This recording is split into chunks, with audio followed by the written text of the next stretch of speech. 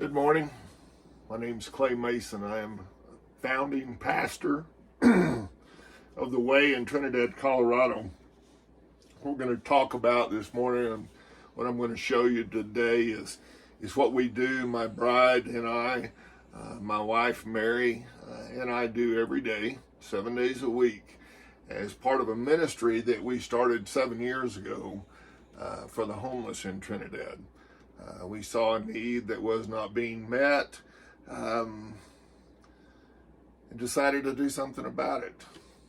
So if you'll join me, I'll just kind of walk you through the process of what we do.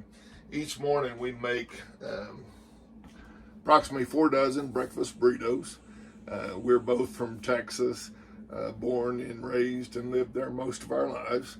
The last 7 years we've lived here in Colorado. But being from Texas, we have access, if you would, or been exposed to or enjoy a cuisine that we've brought with us.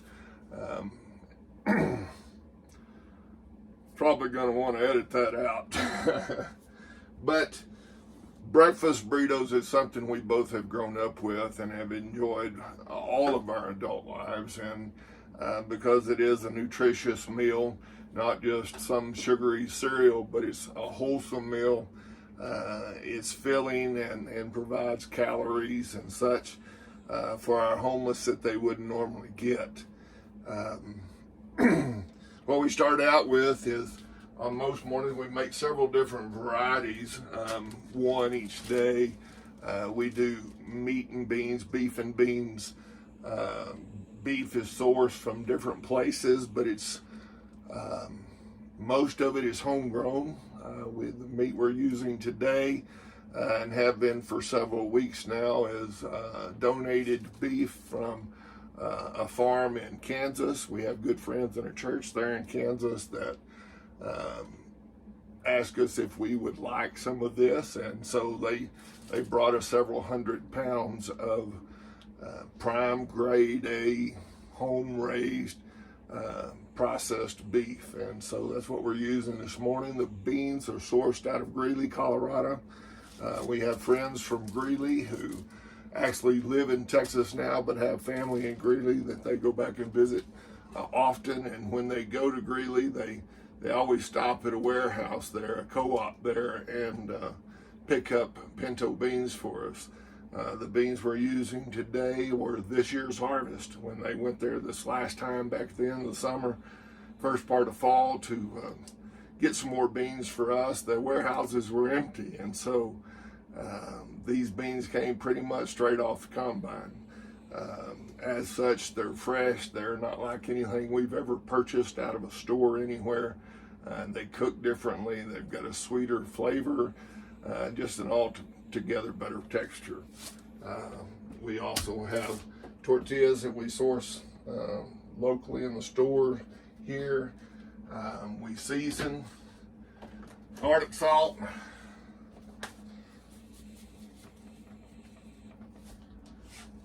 cumin, a little cumin,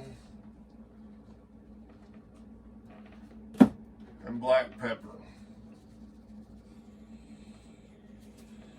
Into that, I'll also add a stick of butter, real butter, and begin the process of cooking the beef. Usually about this point, my wife will have already gotten the griddle out. She will have already washed dishes this morning that I've already dirtied. We cooked the beans in an Instapot overnight, set the timer. This morning we're serving, like I said, meat and beans, ground beef and beans that have been seasoned.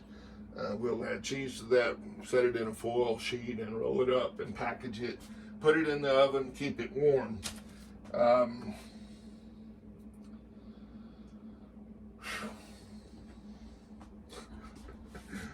running out of dialogue. One of the reasons why I'm making this video this morning, though, is because as we do this every morning, sometimes you'll get a flood of memories coming back, and the early days of this, we lived in Cawthon RV Park in Trinidad proper. We're living and working the ministry out of a 26-foot travel trailer that some friends had donated to us, and we have subsequently upgraded from that to a 30, I think this is a 32 or a 35-foot gooseneck or a fifth wheel travel trailer. It's a little bit bigger, but still just as cluttered, because everything we have pretty much is geared towards this ministry, this mission to serve the most vulnerable among us in our population, and that is the homeless. I bring that up because when we started, there was a young man that lived in the RV park where we were staying. His name was Timothy Radford. There has been, Timothy's not with us anymore. Timothy was murdered in, I believe it was sometime the year 2019, just prior to COVID. His body was found in the summer of 2019 in a warehouse, an old building on the northwest side of town, out near the fairgrounds. Don't know why he was murdered. The investigation, I think, came to a standstill. Tim's body was supposed to be released to his family members. He has a brother, an older brother, and his mother is still alive. He has some cousins, but his body was not released to the family after all was said and done, but it was buried by the coroner's office. When the family found out about that, they asked me. It was an upsetting time.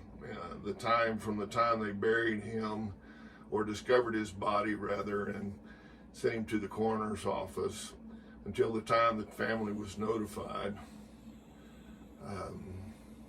Over almost 2 years had passed. The family reached out to me and asked me to do a memorial service for Tim. We did that in I believe March of 2021. His body discovered in June, July, the summer of 2019, and family was finally able to memorialize Tim and say their goodbyes, except they didn't. We were told that after the service, if we would join with the coroner's office, that he would take us out to the cemetery and show us the location of Tim's grave, which they never did. They went with us. We followed them out to a cemetery in the little community of Starkville.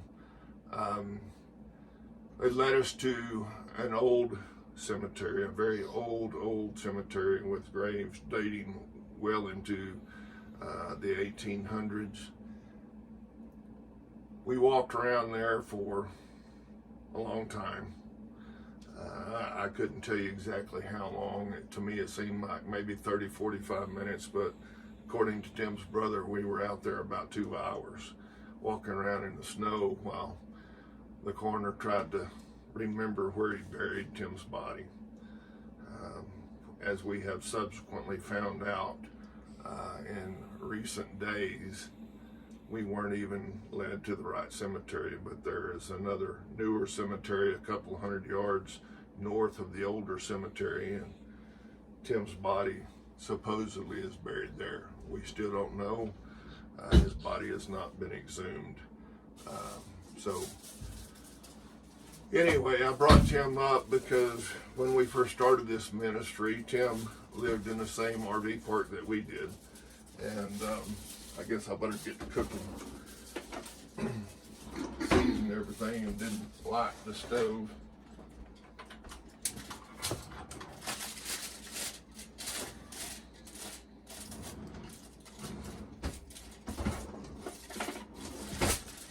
As I was saying, when we first started this ministry, we lived in an RV park in town, and Tim Radford lived in the same RV park. Every morning, Tim, as we would be fixing burritos, Tim would come to our trailer, knock on the door, we'd let him in, and he was there mainly for the burritos. He didn't want to miss his burritos, and we always fed Tim. But he'd come through the door and he'd say something along the lines, "I want to pray with y'all." And say, "Okay, Tim," and we'd stop what we were doing and lift our eyes to heaven, and Tim would clasp his hands and start the Lord's Prayer. We never got through it, but that I didn't have to stop and help him. Tim's brain was such that he was not able to remember as well as he would like. Tim's story is one that is unique and yet so common among the homeless. Most people don't realize that the homeless are not homeless by choice, but that most are homeless because of some traumatic experience in life. Most middle-class Americans, as we've been told and as we've seen and witnessed, are just one disaster away from living in a tent on a river, living in a cardboard box behind a dumpster, diving into dumpsters to find food and shelter and clothing. Tim was a young man. He was married, 21 years old, as I understand the story, and it was a weekend, and he and a good friend were out riding around, and Tim's friend, as I understand the story, had asked him if he could drive, and Tim willingly let him take the wheel. Somewhere in the time frame of their journey, they were involved in a wreck, and Tim, as I understand it, was ejected from the vehicle, not expected to survive. Then when he did live, he was in a coma. They told the family that he'd never walk again, he'd never talk again. And he defied the odds. Tim did learn to walk again. Tim did learn to speak again. Tim did learn to function. He just could never again function on the level that he had prior to the accident. That accident left him physically damaged and mentally damaged. And so Tim was living in a travel trailer. He lost his wife and his young son. The trauma, the financial pressures, the stress of dealing with that kind of injury, I guess, was more than his wife could handle. And she left. And Tim came to Colorado.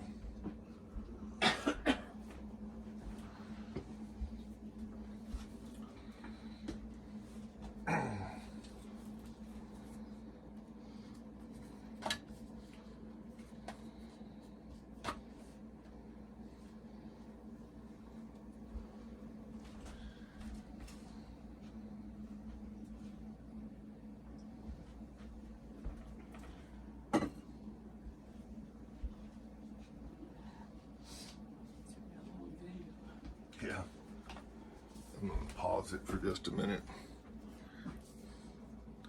Well, I don't know that I can. It's just 14 minutes. They can edit this out.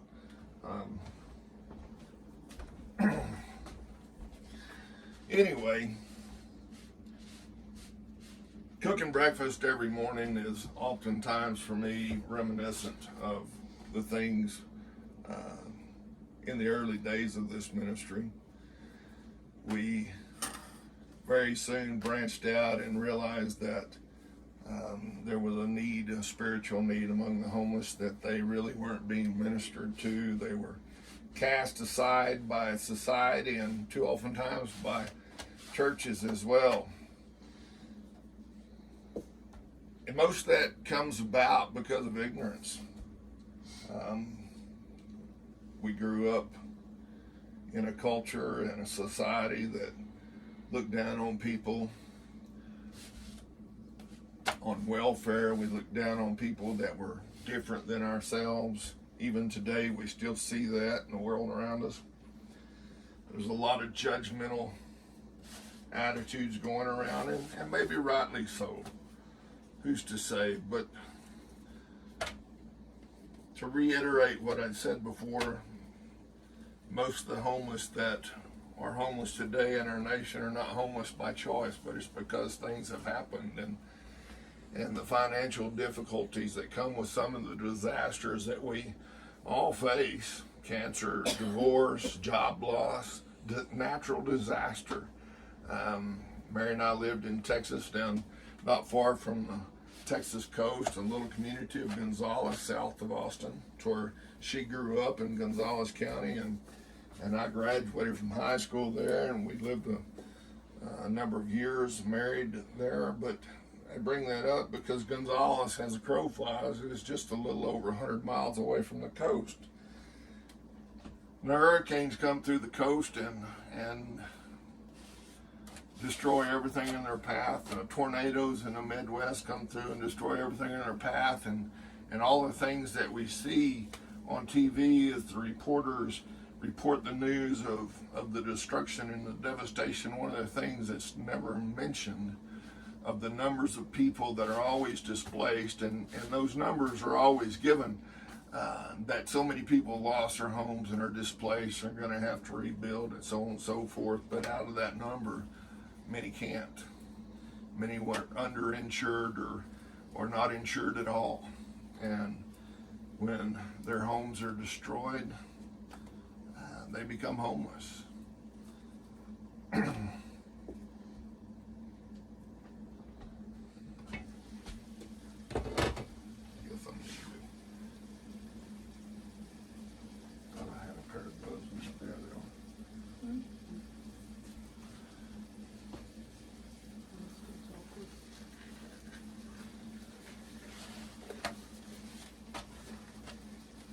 If I stick my thumb to the grill, it's going to stick. Yeah, you gotta be careful.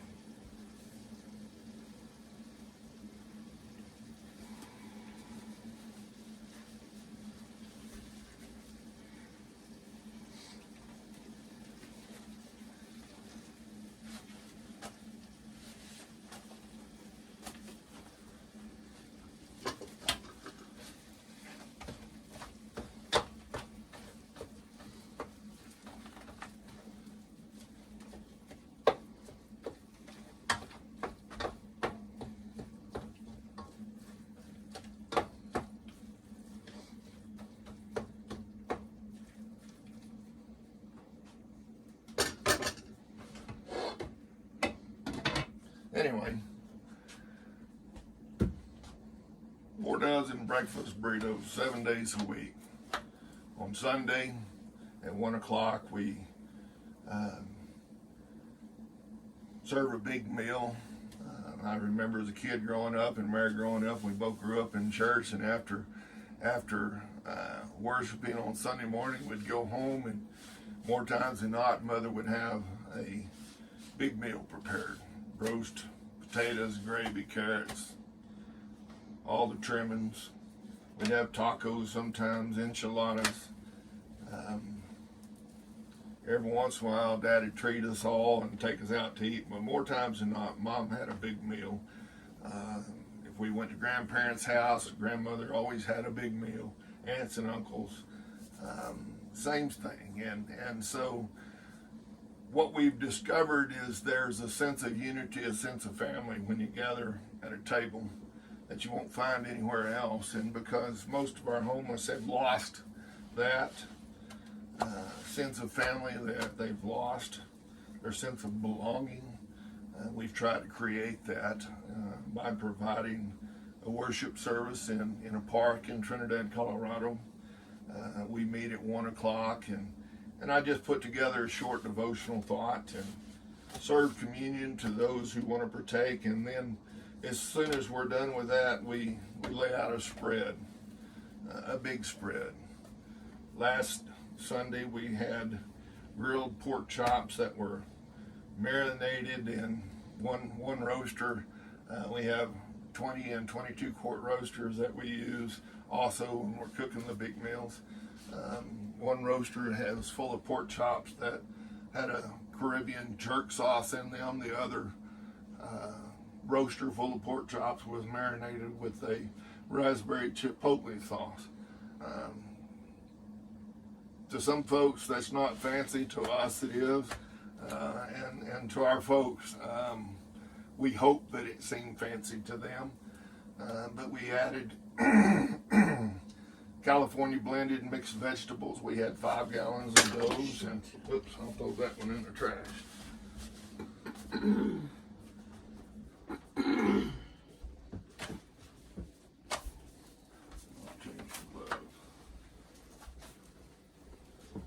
That's the first. I don't think I've ever dropped tortilla. Yeah, I don't think so either. That's because you're on video.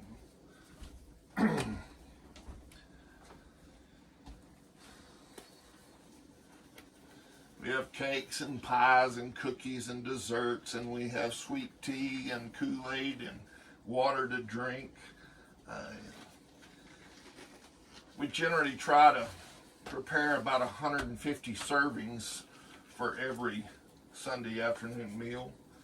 There have been times when we've served over 125 people that have come, but mostly our crowd numbers around 80, 75 to 80. At least that's been our average this year thus far. We cook that much because for some of them that's the only meal they'll have on Sunday. Even though we offer a meal, a breakfast, they don't all come to breakfast. Some do, some don't. But we cook enough so that not only can they have a big first serving, but if they're still hungry, they can come and have seconds. And or take a plate home with them. We have to-go boxes that we'll fix a regular plate and let some of them, those who ask, to have a to-go plate, and they can eat it later in the evening. We have joined with some volunteers from some other churches in town who've come to us and said they wanted to help, and they bring clothes to the park and coats to the park and distribute those things. And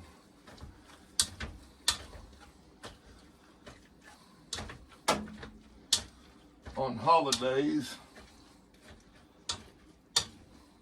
when everybody else has gone home to visit family, for those who don't have family, especially those where we live in Trinidad, we try to provide that atmosphere of family. And we and our volunteers, which I'm so proud of them, get together and we make a big meal for the holidays as well. When we can remember it, we serve birthday cake once a month and sing happy birthday. That's almost 2. Mm-hmm.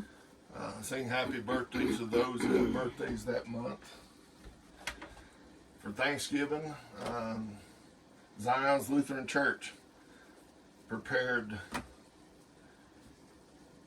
regular traditional Thanksgiving dinner and asked us if we would allow them to cook and serve our people, cook for and serve our people. And we were only too grateful to accept that offer. And so I think this was the 2nd or the 3rd year that they've done that for us. But on Christmas, it's a little different. Zion still cooks a meal, but it's mainly it's a smaller grouping of people. They cook a meal for the Meals on Wheels and stuff, and others who won't have a dinner, but they delivered on a couple of days early, so you have to have refrigeration. That wasn't going to work for our people, so every Christmas we have put together a big Christmas meal turkey and ham and dressing and gravy and potatoes and green bean casserole and traditional, yeah, candied yams, and we'll put it all together and take it to the park. This year, the Los Angeles County Jail reached out to us and asked if we would provide a Christmas meal as well. So we've had to up our numbers from 150 servings to 200 servings. We're going to prepare a separate traditional meal just for them and carry it up there and deliver it early Christmas Day, and then we'll gather with our people in the park, in Camino Park in Trinidad, and lay out the things that we prepared this year. To get that number, we've cooked 3 whole turkeys, 10 large turkey breasts. I think there have been 8 smoked hams, honey cured hams. We're going to have green beans casserole, and we've got candied yams and mashed potatoes and giblet gravy that we'll be serving along with rolls and pecan pie and pumpkin pie and tea, Kool-Aid, and water. And our people will enjoy a feast. We like to say a feast fit for a king, because that's in reality who we're serving, is Jesus our King, by serving his creation.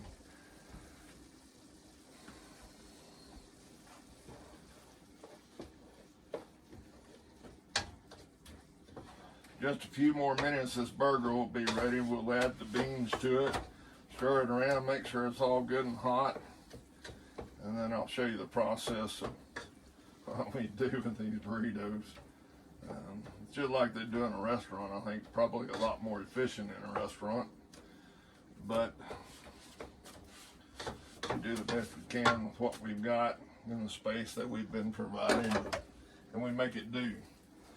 We do all that on a 3-burner stove, RV stove, and oven. And we have a cargo trailer that we were given, that some friends of ours from Texas donated several years ago, and we put cabinets in a table, a workbench in it, and we have our roasters out there, ran electricity to it, wired it up, and we have our roasters in the trailer. I won't show that to you today, but yeah. Anyway,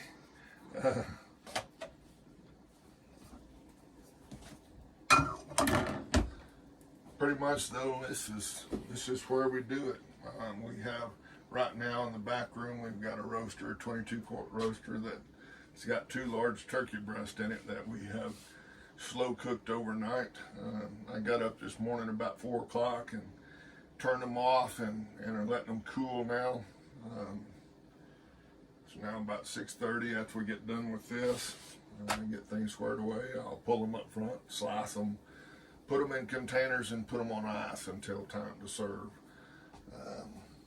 come Monday.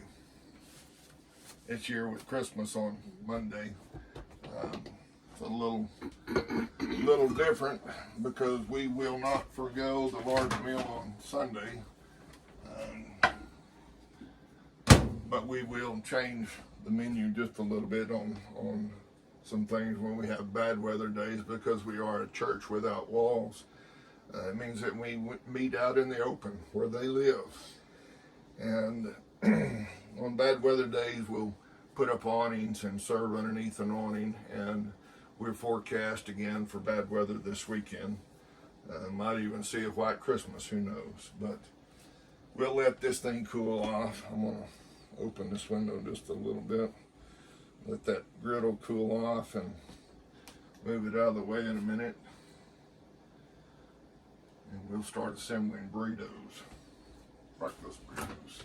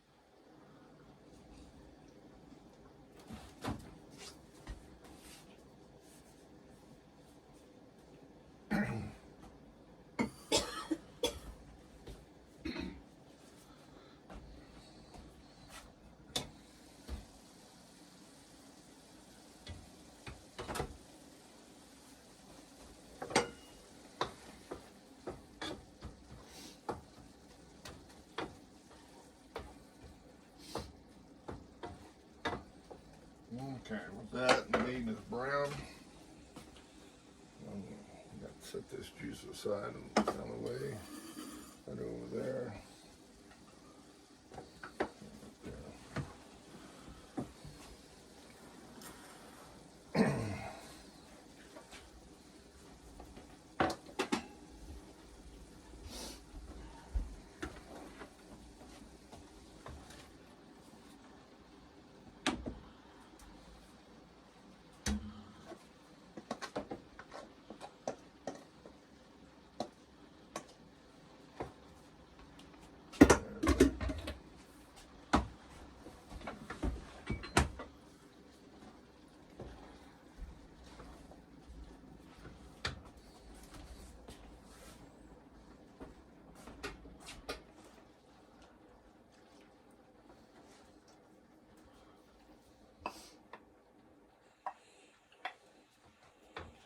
Things are more darker today.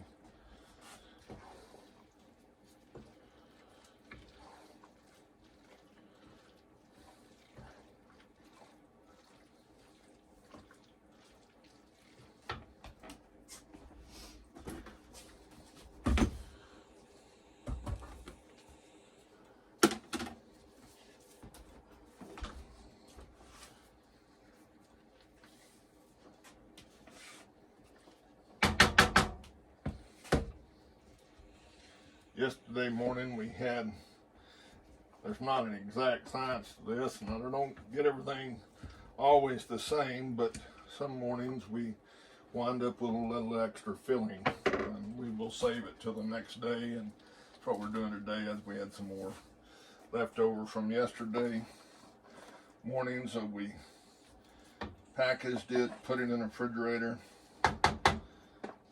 And we'll add it to the beans this morning, meat and bean mixture this morning, to make our burritos. Normally what we prepare,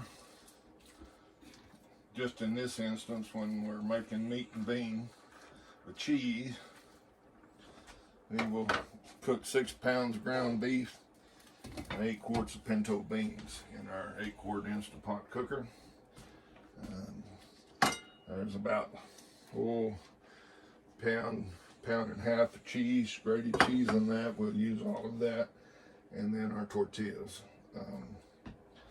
If we were cooking with something else and other ingredients that we use, we have hens in a hen house that we get eggs from on a daily basis, and it takes about 5 to 6 dozen eggs. Depending on whether we mix that with potatoes or not. If we use potatoes, we can get away with using 5 dozen eggs. If we don't use potatoes, sometimes we'll go as many as 6 dozen.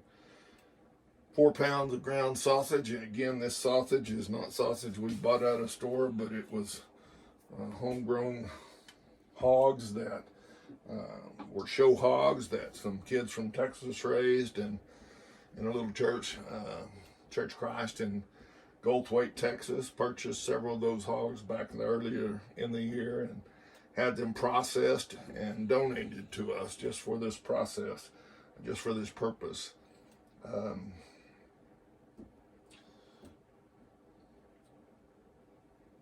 We'll make about 4 pounds of ground sausage and 5 pounds or so of diced potatoes. Cook the sausage first, and the potatoes have already been partially cooked and bagged. We'll set those out and continue cooking them with the sausage once the sausage is browned. Once the potatoes are cooked through, we'll add the eggs and cook it all together, and then ladle a heaping serving into each tortilla, roll it, add cheese, roll it, put it in the oven until time to serve. We do meat and beans, we do meat and potatoes, we do sausage, egg, and cheese.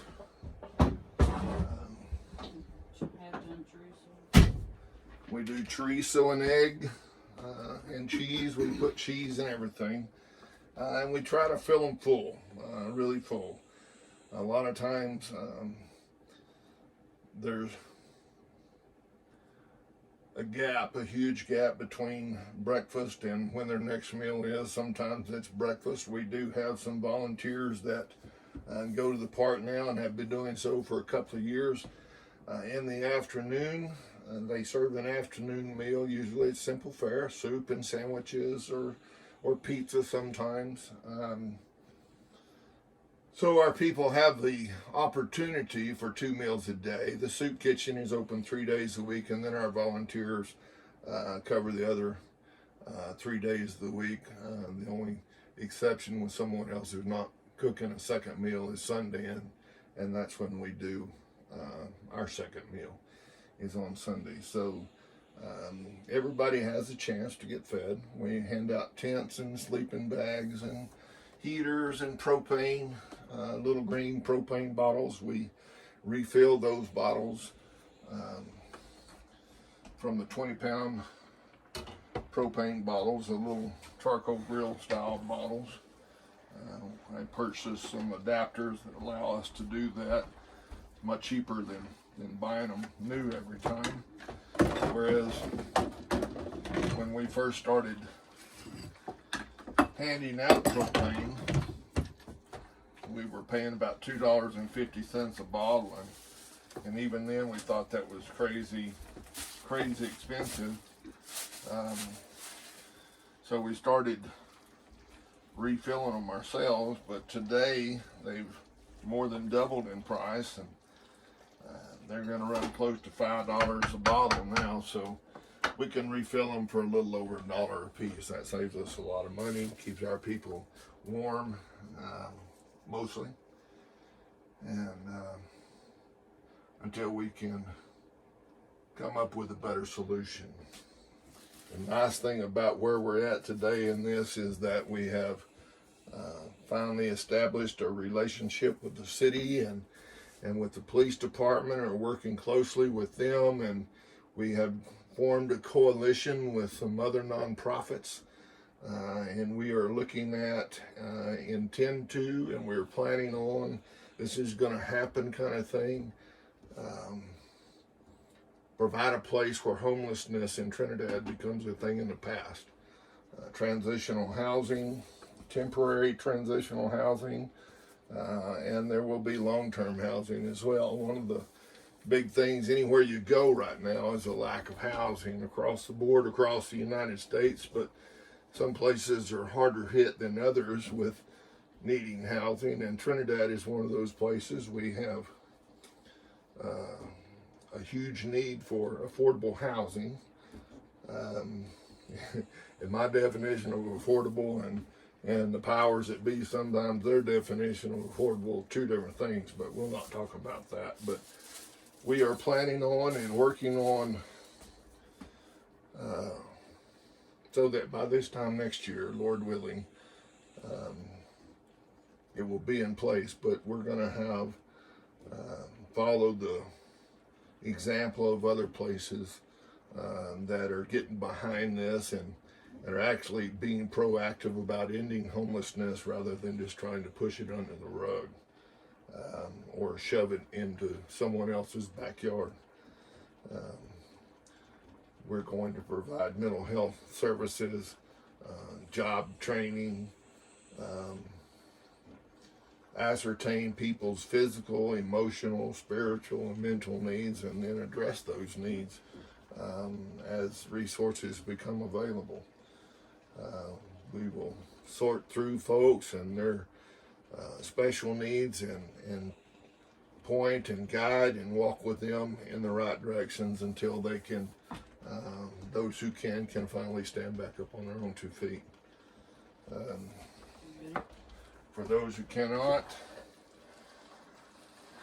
just because you can't make it on your own doesn't mean that our responsibility to you ends.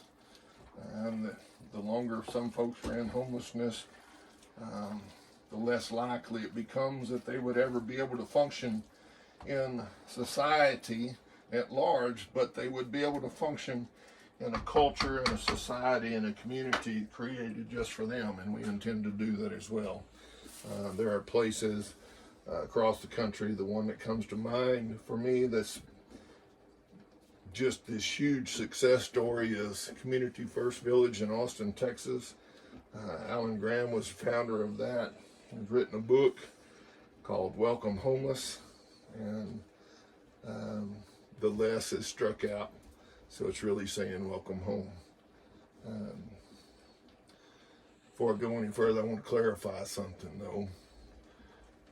Homeless and houseless are not the same thing. The government defines homelessness by saying basically, just off the top of my head, that someone is considered homeless if they live in anything other than a permanent structure. Under those definitions, even if you choose to be, if you're living in a travel trailer like we are right now, you're considered homeless by the government. But the true definition of homeless is not the same as houseless. Those folks are just houseless. We're just quote unquote houseless. Homeless denotes a loss of something greater than just shelter.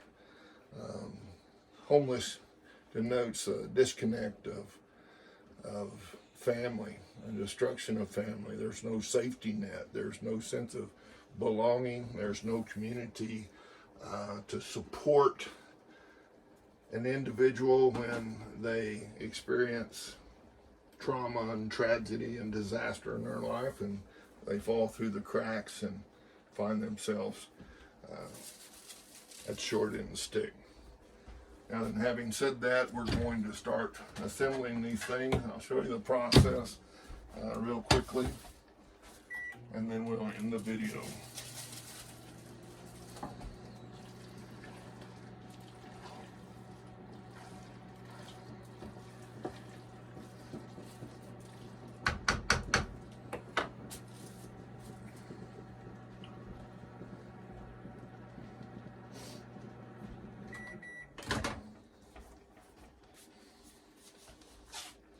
Okay, you ready?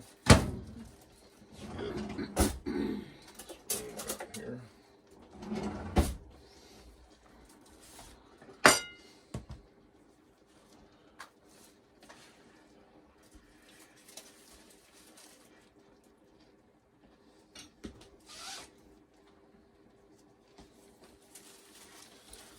Spoon that we're dipping from was from Mary's mother's silverware.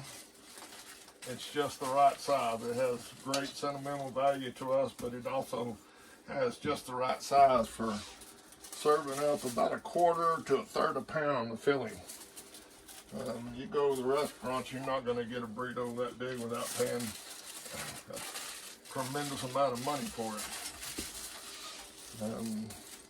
And the fillings that we use, a lot of people use filler, and we use filler items because but not because they're filler, but because they're part of the taste and texture that we're trying to create. But you look in my burrito, our burritos, there's meat in there. It's not displaced by a bunch of beans, but there's at least an equal proportion, probably a bigger proportion of ground meat to pinto beans. And the same goes with our other tacos, meat, potatoes. There's just as much meat in there as there is potato. Sausage, egg, and cheese, same thing. In other words, we're not skimpy. Our ideals of serving come straight from Scripture, Old Testament Scripture, about bringing the first fruits to the table. And that's what we do. We don't have a lot of funds. Most months we find ourselves scraping by. But one thing we don't scrape on or skimp on or anything is the quality and quantity of the food that we serve.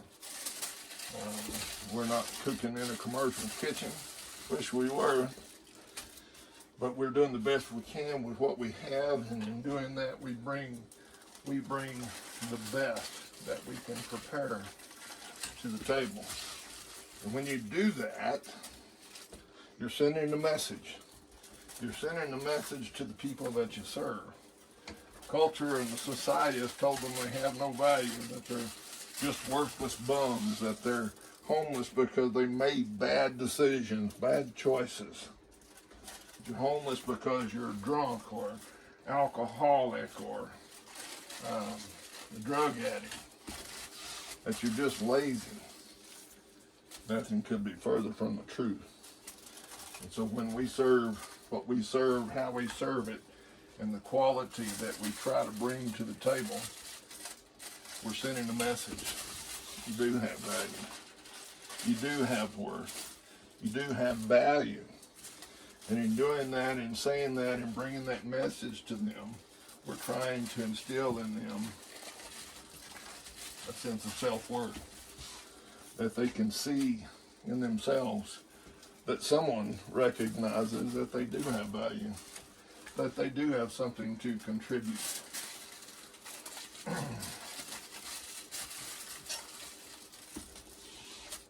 That just because they're stuck in a hole today doesn't mean we can't pull them out tomorrow. And so that's what we try to do. We send a message. You're worth it. You're worth it because he's worth it.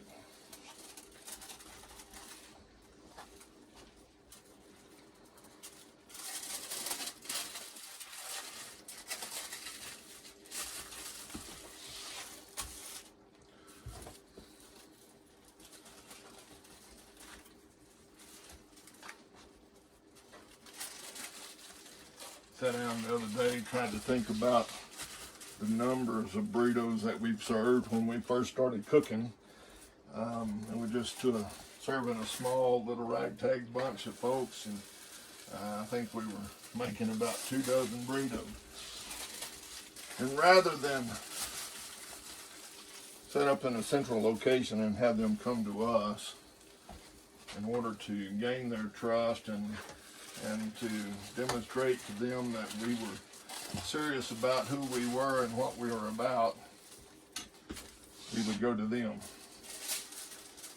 We'd put these in a bag, in an insulated bag, and I would drive down to the river and park the car and get out and walk up and down the river. Each one of the camps handing out burritos.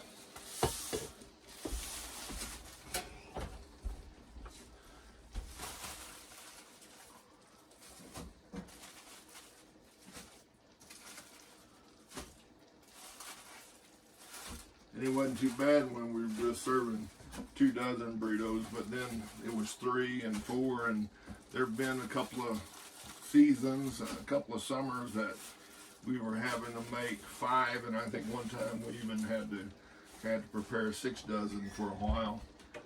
Breakfast burritos. We're back to 4 now.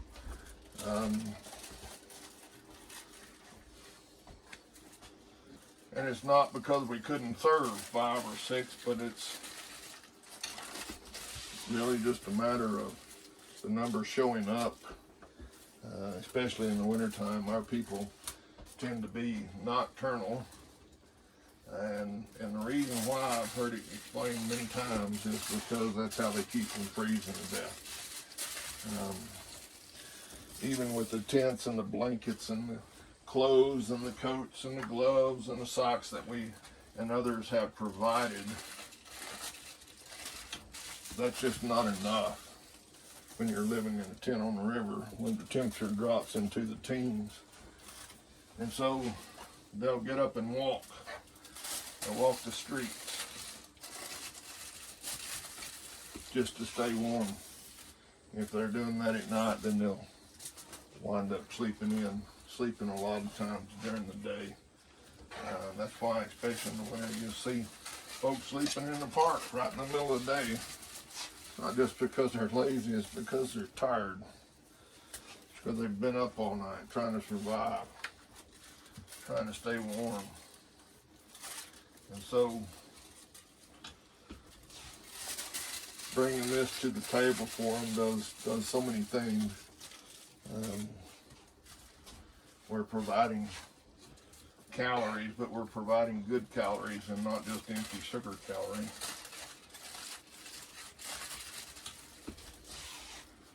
providing nutrition.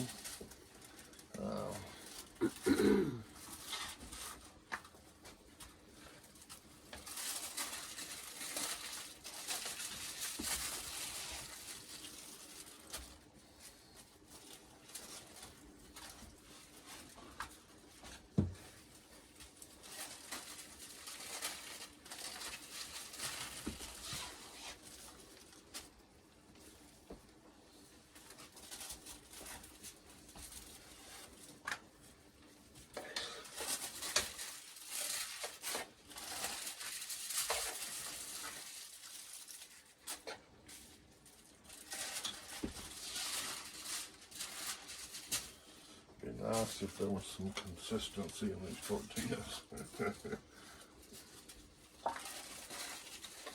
One's big and one's small. Mm-hmm.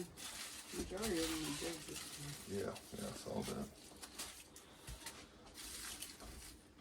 Especially that first package. Mm-hmm.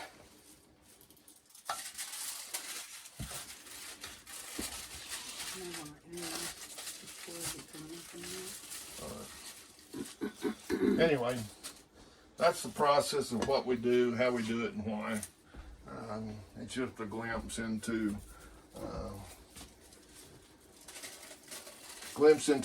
our lives as we seek to improve the lives of the people around us. I hope you have a blessed day. Go and serve the King.